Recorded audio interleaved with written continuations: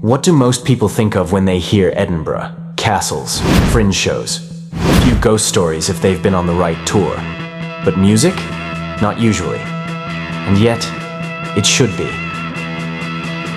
Because Edinburgh isn't just history and stone, it's noise, it's cold rehearsal rooms above pubs, it's post-punk poets and synthpop dreamers. It's a scene that never shouted for attention, but quietly shaped everything. While Glasgow gets most of the credit, and to be fair, most of the press, Edinburgh's bands have always been doing something different. Not louder, not trendier, but stranger, smarter, more emotionally twisted. The band you're watching now, yes, them, they came from here. So did several others who bent genres, burned out too soon, or quietly laid the foundation for others to climb. This isn't a list of Scottish bands. This is about Edinburgh, its sound, its shadow, its legacy. Let's count down 10 great bands from Edinburgh. Number 1. Pilot. They sounded like California but came from the shadow of Edinburgh Castle. With the sun-soaked hit Magic and the chart-topping January, Pilot defined soft rock perfection in the 70s. Their members later helped shape the Alan Parsons Project and backed Kate Bush. They weren't just a pop band, they were session wizards in disguise. Few bands balanced radio friendliness with actual musical chops quite like them. Number 2. Bay City Rollers. Tartan flares, scream-filled stadiums, smash hits covers every week. The Rollers were Edinburgh's most explosive pop export. Dismissed by critics, adored by fans, they were lightning in a bottle. They didn't just make hits, they engineered obsession. Boy band hysteria? The Rollers wrote that playbook in glitter ink. Number 3. The Incredible String Band. They didn't just write songs, they built entire mythologies. Emerging from Edinburgh's folk scene, they blurred lines between Celtic, Eastern, and psychedelic sounds. Led Zeppelin and the Beatles listened closely. So did Woodstock. Their music was weird, spiritual, and deeply British in its eccentricity. In a world chasing hits, they chased transcendence. Number 4. Bert Jansch. If you play acoustic guitar in the UK, you owe something to Bert Jansch. Though born in Glasgow, he cut his teeth in Edinburgh's folk clubs. His playing was delicate but haunted, and massively influential. Without Jansch, there's no Nick Drake, no Johnny Marr, no modern British folk. He was a ghost in the machine, always one step ahead of his time. Number 5. The Rezillos. Where punk spat, the Rezillos danced, in spacesuits and comic book boots.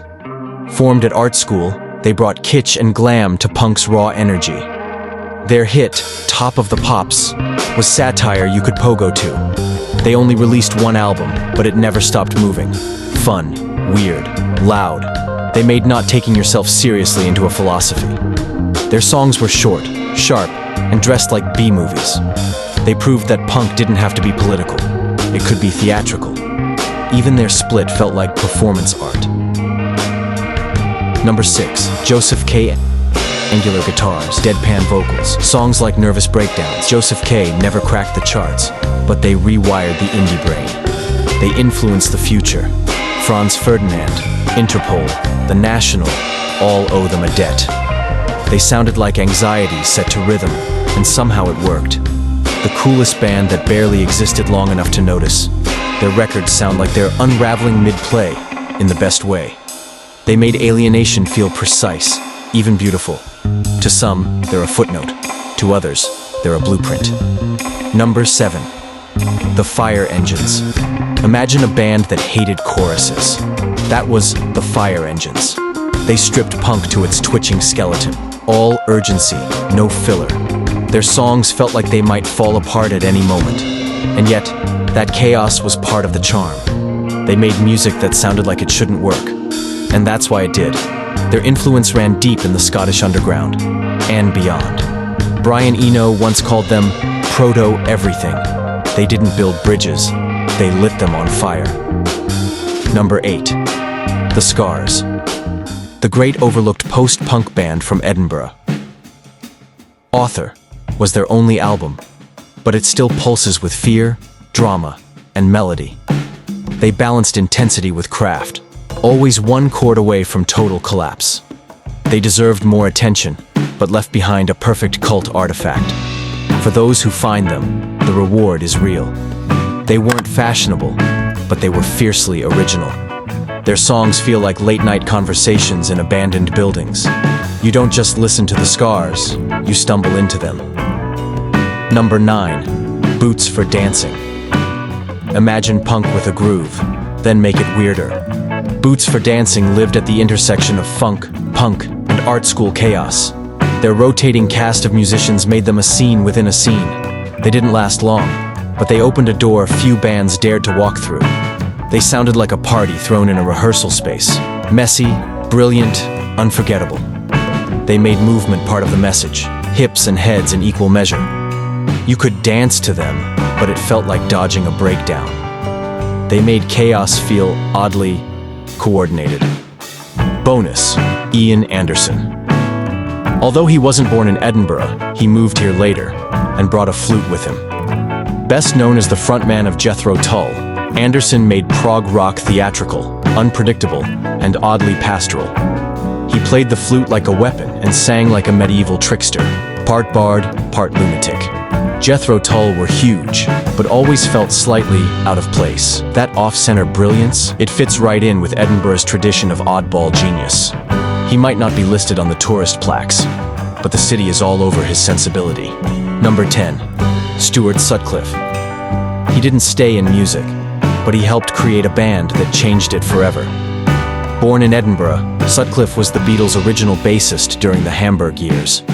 He left to follow painting, but his image, brooding, silent, stylish, stuck.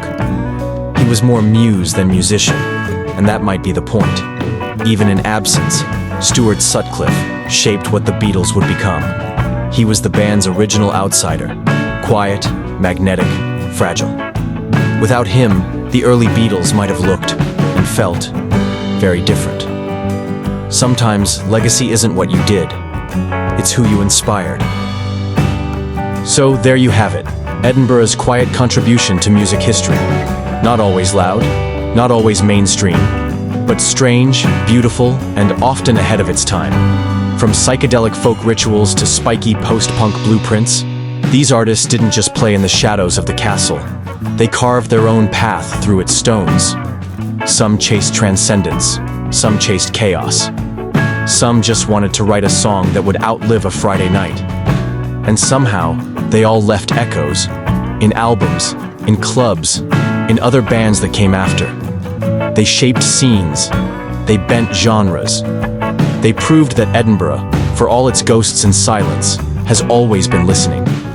If you've made it this far, you probably care about music that's a little off-center, music that doesn't always shout but still stays with you. And that's exactly what we're about here. So stick around. There's a whole map of overlooked sounds still to explore, and we're just getting started. This was Edinburgh. Next? Who knows? But it'll be worth the listen.